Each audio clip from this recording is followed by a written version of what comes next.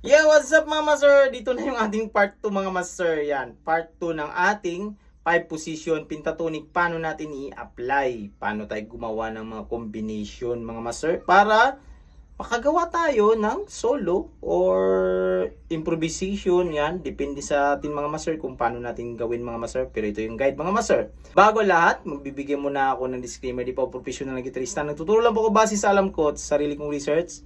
Nasa sa inyo na yan kung susundin nyo to o hindi yung mga tinuturo ko. Let's go! Ito na yung ating part 2 ng ating 5 position pentatonic. Paano natin i-apply. Yan, paano natin gawin sa ating mga guitar solo. Yan, sa lead natin. Yan, magagawa natin to improvisation, lahat-lahat na. So, ito yun mga master. So, magbigay tayo nga ng example mga master. Halimbawa, may chord progression tayo na D. Yan. Tapos F sharp minor, then B minor, G, tapos A. Yan. So, 5 chords siya. So, meron siyang chord progression na 1, 3, 6, 4, 5. Yan mga master, na-record ko na mga master.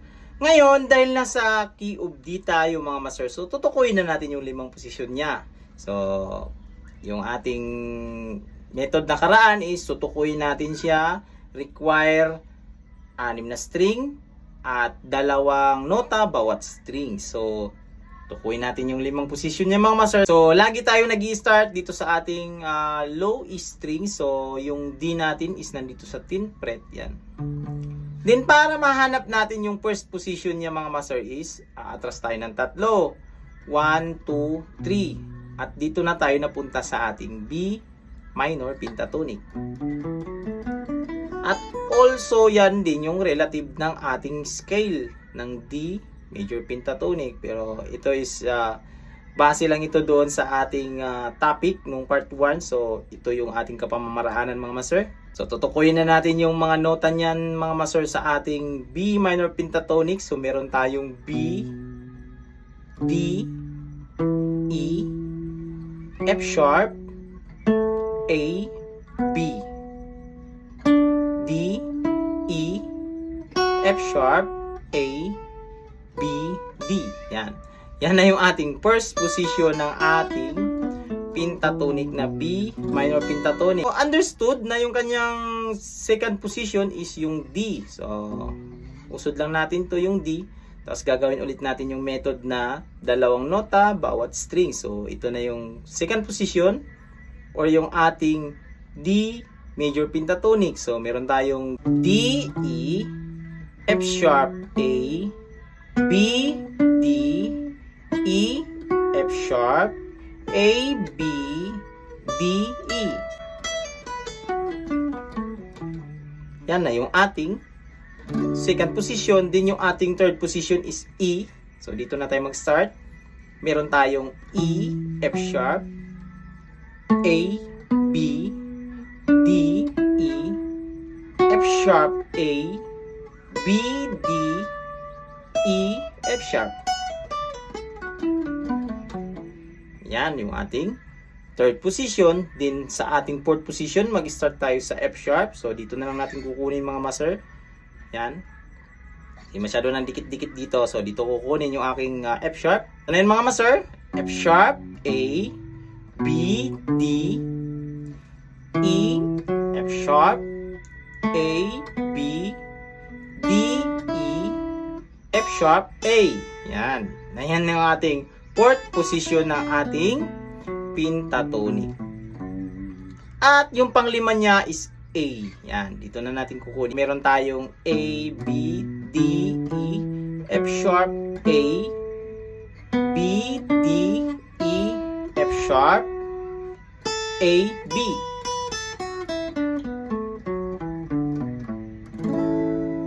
Then, babalik na tayo sa ating first position. Ganun lang kadali mga master. So dito na mga master, paano natin i-apply yan mga master, yung 5 position na yan o pattern. Ganito lang yun mga master, bawat position, example dito tayo sa ating first position yan. hindi naman require na kukunin natin ng buo. Kumbaga, kukuha lang tayo na something ito, 4 na nota, ganyan. Yan. Then, i-move natin siya dito sa ating second position. Pwede nating i-slide. Gagamit tayo ng slide or pwedeng diretso lang. Depende sa'yo. Pero maganda, gagamit ka ng slide. Slide mo ito sa F sharp para papasok ka na dun sa ating second position. Then, kukuha ka lang din ng yan. 5. Depende sa'yo. Pwedeng 2. Ganyan. At move naman tayo sa ibang position mga master. Halimbawa, dito natin kukunin sa 5th position. Kinuha natin yung buo. Yan. Kukuha ka lang ng mga iilan para merong kang merong kumbagang dynamics or may phrasing na mangyayari. Kasi pag lahat kukunin mo na bawat position, kukunin mo, buuin mo lahat ng mga nota doon, is mangyayari nun, wala nang, kumbaga hindi ka na makapahinga, kumbaga wala nang phrasing na mangyayari. Maganda, meron ka lang munang 4, 3, yan, depende sa'yo, ganyan. Ayan, 4. Then move ka sa ibang posisyon. Dito na naman, halimbawa lang.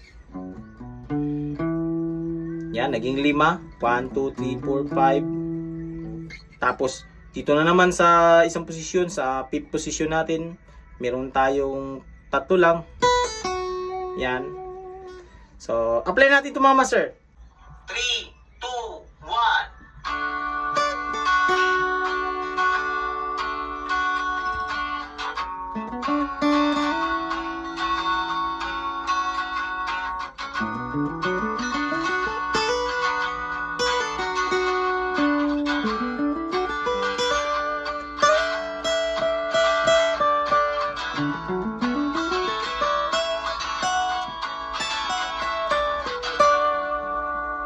Yan. Yung ginawa ko mga master, kumuha lang ako ng mga iilang nota, bawat posisyon, bawat pattern. Kumbaga, pinag-compile ko lang sila, nakagawa ako ng melody, sariling melody. So, at pwede rin naman din natin yung gawin mga master sa isang position lang, yung familiar natin na position, yan. Pwede na natin gawin yan. Actually, pwede natin gawin yan mga master. So, yung example ko lang kanina mga master is parang may access yung ating mga daliri sa ating fretboard. Kumbaga may galaw siya. Unlike doon sa isang posisyon. Pero pwede naman mga master. Ito yun mga master, oh. 3, 2, 1.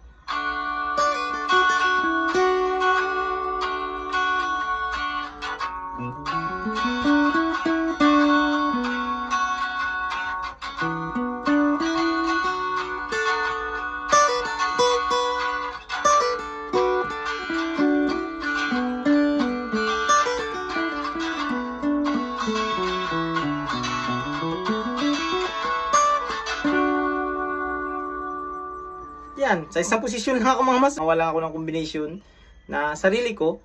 So, yung pentatonic na ito mga master, yung idea ng pentatonic is gamit na gamit ito mga master. Ginagamit to lahat ng mga guitar player natin na mga kilala. Gamit na gamit ang pentatonic mga master. Nag-start ako, ito yung gamit ko pentatonic scale din.